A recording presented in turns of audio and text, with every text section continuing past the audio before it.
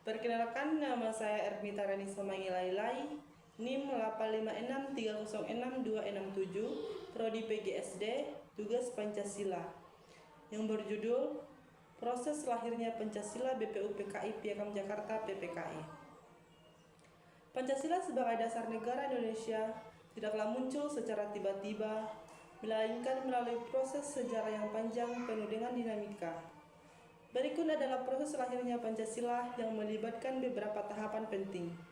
Yang pertama, sidang Badan Penyelidik Usaha-Usaha Persiapan Kemerdekaan Indonesia BPUPKI.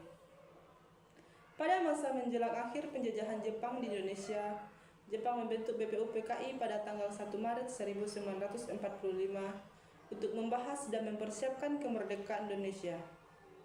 Sidang pertama BPUPKI dilaksanakan pada tanggal 29 Mei hingga 1 Juni 1945. Insinyur Soekarno menyampaikan pidato yang kemudian dikenal sebagai lahirnya Pancasila. Dalam pidato tersebut, Soekarno mengemukakan 5 prinsip dasar negara yang dinamakan Pancasila, yaitu 1. Kebangsaan Indonesia, 2. Internasionalisme atau perikemanusiaan, 3. Mufakat atau demokrasi, 4. Kesejahteraan sosial, 5. Ketuhanan yang berkebudayaan. 2. Piagam Jakarta. Setelah pidato Insinyur Soekarno, dibentuklah Panitia 9 berhasil yang bertugas untuk merumuskan dasar negara. Berdasarkan pidato tersebut, Panitia 9 ini terdiri dari beberapa tokoh penting seperti Insinyur Soekarno, Muhammad Hatta, dan Muhammad Yamin. Panitia 9 ini bertugas untuk merumuskan dasar negara Indonesia yang kemudian dikenal sebagai Pancasila. 3. Proklamasi Kemerdekaan dan Sidang PPKI. Setelah kemerdekaan Indonesia diproklamasikan pada tanggal 17 Agustus 1945, PPKI dibentuk untuk melanjutkan tugas BPUPKI. Tugas BPUPKI adalah untuk menyelidiki dan mempelajari hal-hal yang berkaitan dengan persiapan kemerdekaan Indonesia, seperti menyusun rancangan Undang-Undang Dasar bagi negara Indonesia yang merdeka. Pada tanggal 18 Agustus 1945, PPKI mengadakan sidang untuk membahas dan menetapkan Undang-Undang Dasar 1945. Dalam sidang ini, terjadi perdebatan mengenai rumusan sila pertama dalam Piagam Jakarta. Beberapa tokoh mengusulkan perubahan pada sila pertama untuk mengakomodasi keragaman agama di Indonesia. Setelah diskusi yang alot, akhirnya diputuskan untuk mengubah rumusan sila Pancasila menjadi ketuhanan yang Maha Esa. 4.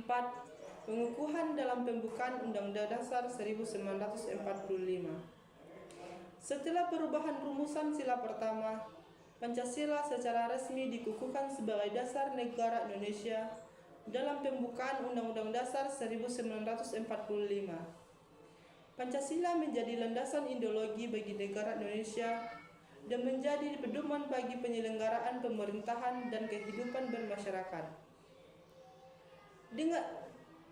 Dengan kedemikian, proses lahirnya Pancasila melibatkan perjalanan panjang yang dimulai dari sidang BPUPKI, perumusan Piagam Jakarta, hingga pengukuhan dalam Undang-Undang Dasar 1945. Proses ini menunjukkan kesepakatan dan kompromi para pendiri bangsa untuk menciptakan dasar negara yang dapat menyatukan seluruh rakyat Indonesia. Sebagai refleksi, sebagai generasi muda, penting bagi kita untuk memahami proses lahirnya Pancasila dan merefleksikan pelajaran yang dapat diambil untuk menghadapi tantangan zaman sekarang.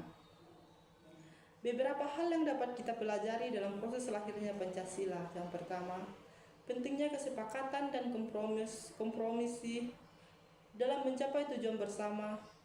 2. Peran penting para tokoh bangsa dan merumuskan dasar negara yang ideal. 3. Pentingnya menghormati keragaman dan mengakomodasi kepentingan semua pihak dan kehidupan bermasyarakat dan bernegara. Dengan memahami dan merefleksikan proses lahirnya Pancasila, kita dapat menjadi generasi yang lebih baik dan mampu menghadapi tantangan dengan bijak. Terima kasih.